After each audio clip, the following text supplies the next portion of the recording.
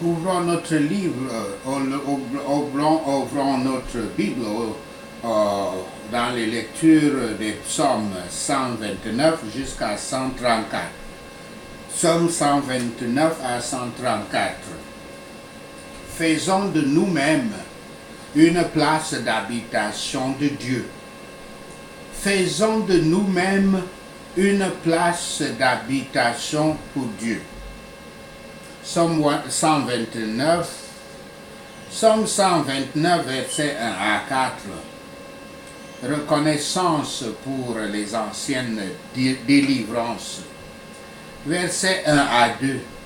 Après une série de psaumes positifs et de célébrations de psaume 124 jusqu'au psaume 128, le psaume 129 est tout à fait un contraste. Le psalmiste réfléchit à la manière dont Israël a souffert dans le passé. Bien que la nation ait une longue histoire d'oppression extérieure, elle n'a jamais été finalement vaincue. Versets 3 à 4. L'image ici est dure, avec la nation personnifiée comme quelqu'un qui a de longs sillons de fouets étranges creusés dans son dos. C'est peut-être une référence à la prise de pouvoir à l'époque par Babylone, la prise de pouvoir de Babylone sur Jérusalem. Mais même si cette expérience avait été aussi mauvaise, Yahweh avait finalement libéré son peuple de son esclavage. Les ennemis du peuple de Yahweh se sont efforcés avec grand barbarisme. Ils avaient essayé d'épuiser les saints du Très-Haut. Mais l'Église a toujours été gracieusement délivrée. Yahshua a construit son Église sur un rocher. Et Yahweh a de nombreuses façons d'empêcher les méchants de faire le mal qu'ils ont conçu contre son Église. Yahweh est juste en ne souffrant pas qu'Israël soit ruiné. Il a promis de préserver un peuple à lui. Psaume 129, versets 5 à 8. Une perspective croyante de la destruction des ennemis de Sion. Tandis que le peuple de Dieu s'épanouira comme le palmier chargé, ou l'olive verte et féconde, comme l'olive verte et féconde, leurs ennemis se faneront comme l'herbe sur les toits des maisons qui, dans les pays du nord-est africain, sont plats et ceux qui poussent là ne mûrit jamais, ne grandit même jamais. Il en est ainsi des desseins des ennemis de Yahweh. Aucun homme sage ne demandera à Yahweh de bénir ses faucheuses et ses moissonneurs, ses faucheurs et ses moissonneurs. Et quand nous nous souvenons comment Yahshua s'est levé à régner, comment son peuple a été soutenu, comment le buisson brûlant n'a pas été brûlé, n'a pas été consumé, nous ne craindrons rien. Psaume 130, versets 1 à 4, l'espoir du psalmiste dans la prière. Le psaume 130 est l'un des 7 psaumes de la classification des pénitentiels, avec les psaumes 6, 32, 51, 102 et 143. Le psalmiste exprime le remords pour les péchés qu'il a commis et anticipe que Yahweh lui pardonnera et le rachètera. L'auteur crie de ses profondeurs émotionnelles, demandant à Yahweh d'entendre et d'être miséricordieux.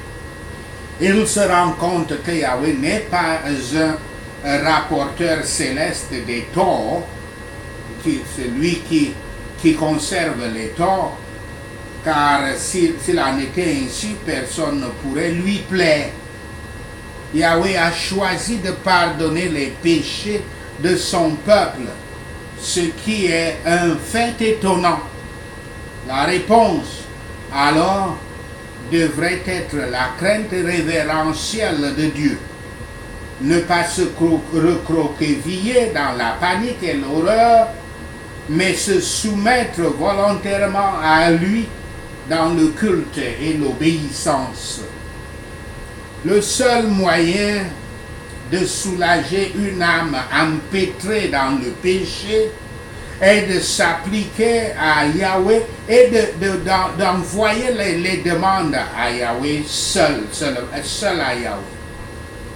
Beaucoup de choses se présentent comme des divertissements, beaucoup de choses s'offrent comme des remèdes, mais l'âme trouve que seul Yahweh peut guérir. Et jusqu'à ce que les hommes soient conscients de la culpabilité du péché et qu'ils abandonnent tout pour venir à la foi à Yahweh, c'est en vain qu'ils attendent un soulagement. Le Saint-Esprit donne à ces pauvres âmes un sentiment nouveau de leur profonde nécessité, de les exciter dans les plus vives demandes par la prière de la foi en criant à Yahweh. Et comme ils aiment leurs âmes, comme ils sont soucieux de la gloire de Yahweh, ils ne manqueront pas dans ce devoir. Bon, pourquoi est-ce que ces questions sont si longtemps incertaines avec eux? N'est-ce pas de la paresse et du découragement qu'ils se contentent des demandes communes et des demandes communes et habituelles à Yahweh? Alors, levons-nous et faisons-le. Cela doit être fait. Il y a de la sécurité dedans en le faisant. Nous devons nous humilier devant Yahweh comme coupables à ses yeux. Reconnaissons notre péché. Nous ne pouvons pas nous justifier ou plaider non coupables. C'est notre indescriptible réconfort qu'il y ait un pardon avec lui, car c'est ce dont nous avons besoin. Yahshua HaMashiach est la grande rançon. Il est toujours un avocat pour nous. Et à travers lui, nous espérons obtenir le pardon. Une bonne prière pour nous serait: il y a un pardon avec toi. Pas pour que tu sois présumé, mais pour que tu sois craint. La crainte de Yahweh est souvent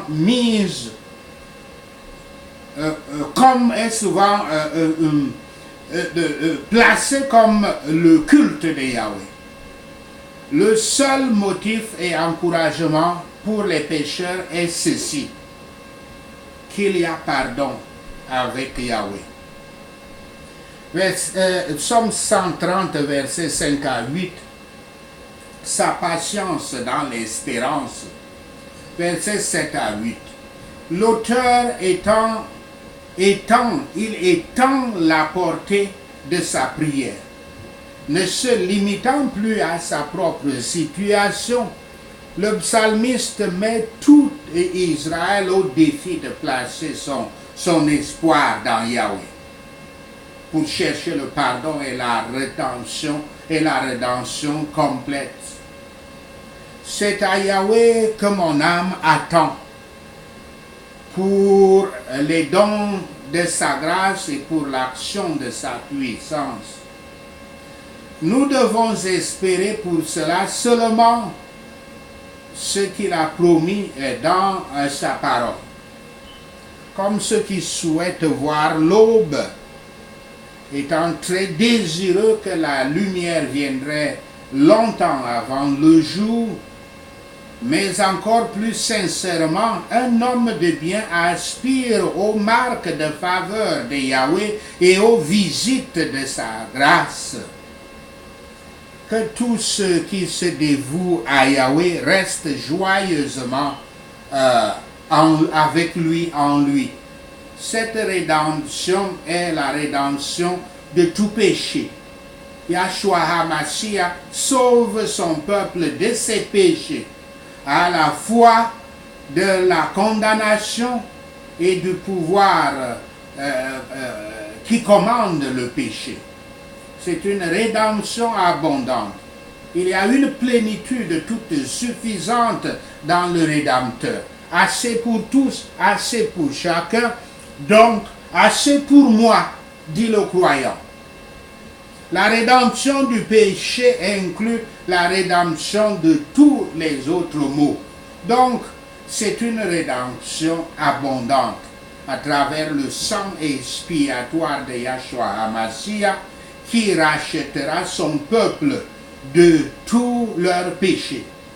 Tous ceux qui s'attendent à Yahweh pour la miséricorde et la grâce sont sûrs d'avoir la paix. Je parle du peuple de Yahshua Christ. N'écoutez pas certaines prêches qui vous disent que Yahshua Christ a sauvé tout le monde. Les Écritures ne disent pas une telle chose. Yahshua Christ a reçu son peuple du Père et ce peuple, il le conduit au salut, à la vie éternelle.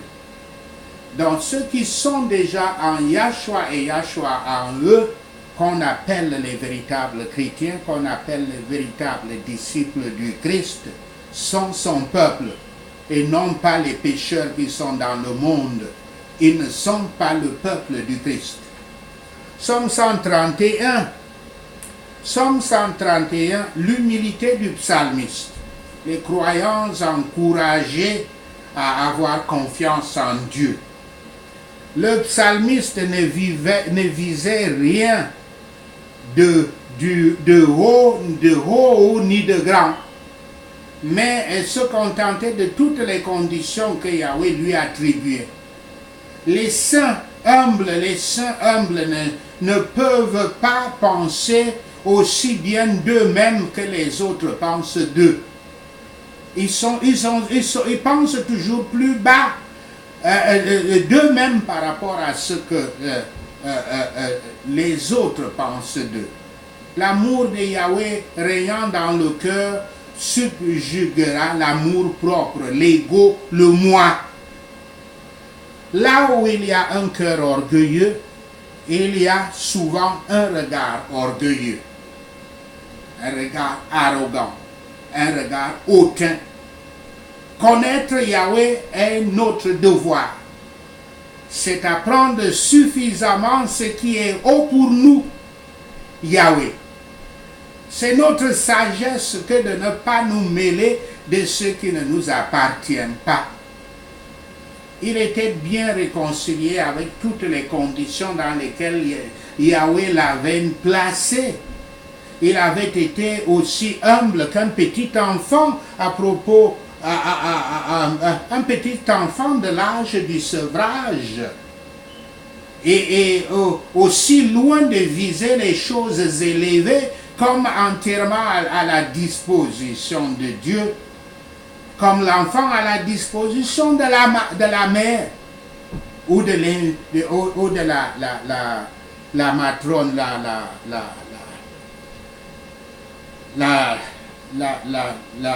la servante qui s'occupe de l'enfant.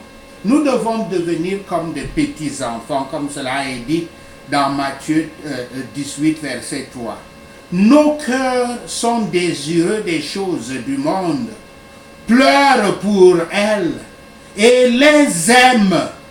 mais par la grâce de Dieu, une âme qui est rendue sainte est sévrée de ces choses.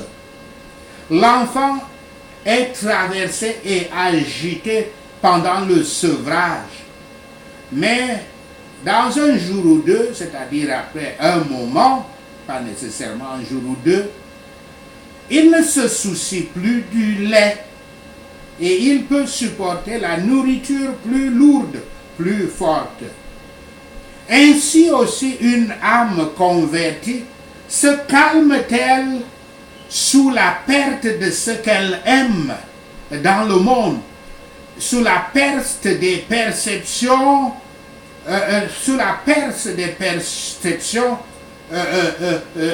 dans ce qu'elle espérait.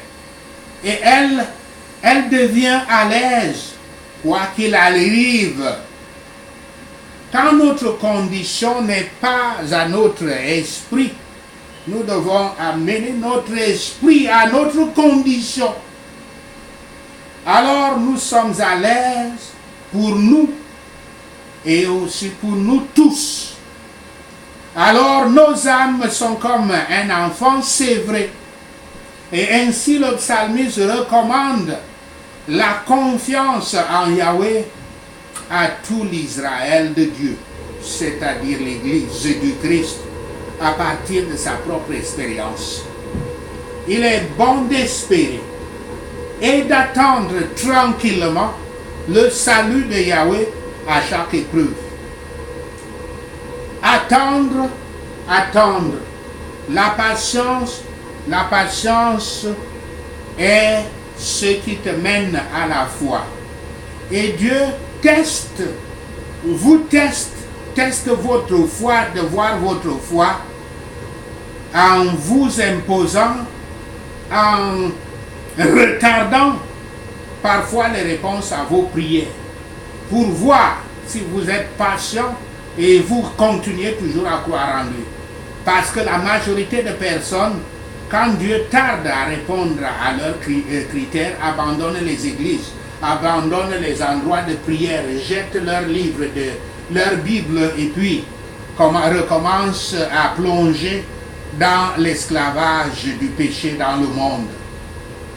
Psaume 132, verset 1 à 10. Le soin de David pour l'arche. Le verset 6. Ephrata est un nom plus ancien pour Bethléem, qui est finalement venu se référer il est finalement fini par référer à une zone autour de Bethléem. La mention supplémentaire des champs de bois indique l'emplacement plus spécifique de Kirjajarim, le lieu où l'arche de l'Alliance fut conservée pendant 20 ans après son retour par les Philistins dans 1 Samuel 6, verset 21 et jusqu'à 7, verset 2. Verset 7 à 9. Une partie de la préparation de David impliqua le déplacement de l'arche de l'Alliance de Kirjajarim à Jérusalem. L'emplacement de l'arche devint bientôt connu comme la demeure de Yahweh et son marchepied.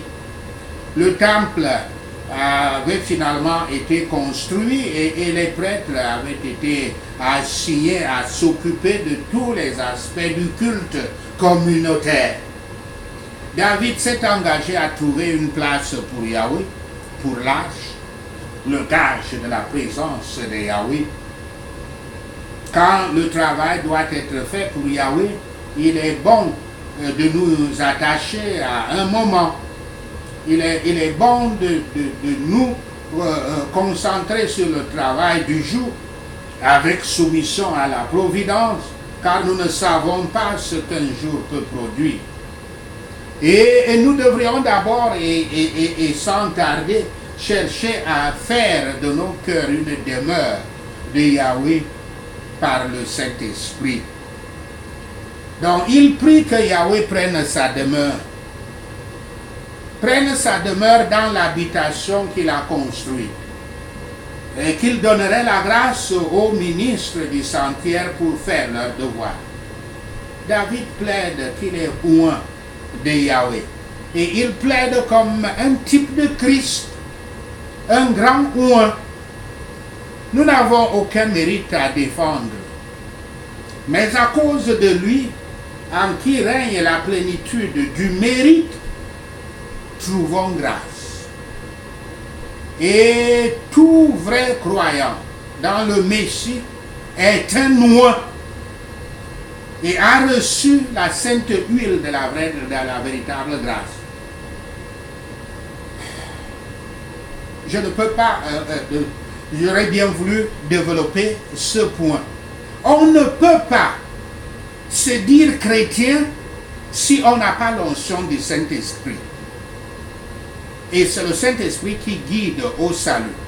Donc, beaucoup de gens disent, je suis chrétien, mais ce somme nous dit que on est chrétien seulement quand on a eu l'onction du Saint-Esprit. Donc, tout vrai croyant dans le Messie est un oint et a reçu la sainte huile, il a reçu du Saint-Esprit l'huile de la vraie grâce. La demande est que Yahweh ne se détournerait pas, mais attendrait et répondrait à leur demande pour l'amour de son Fils. Psaume 132, versets 11 à 18, les promesses de Yahweh. Les promesses de Yahweh. Yahweh ne se détourne jamais de nous quand nous plaidons l'alliance avec le prophète oint, le prêtre, le roi Yahshua.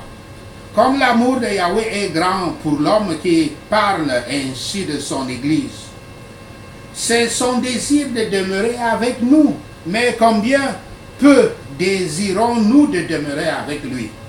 Il demeurera à Sion jusqu'à ce que les péchés d'Israël l'obligent à les livrer aux oppresseurs, aux dépouilleurs, aux vandales, on peut dire. La bonne prière serait: n'abandonne pas, ô Dieu, et ne nous livre pas de la même manière, même si nous sommes pécheurs.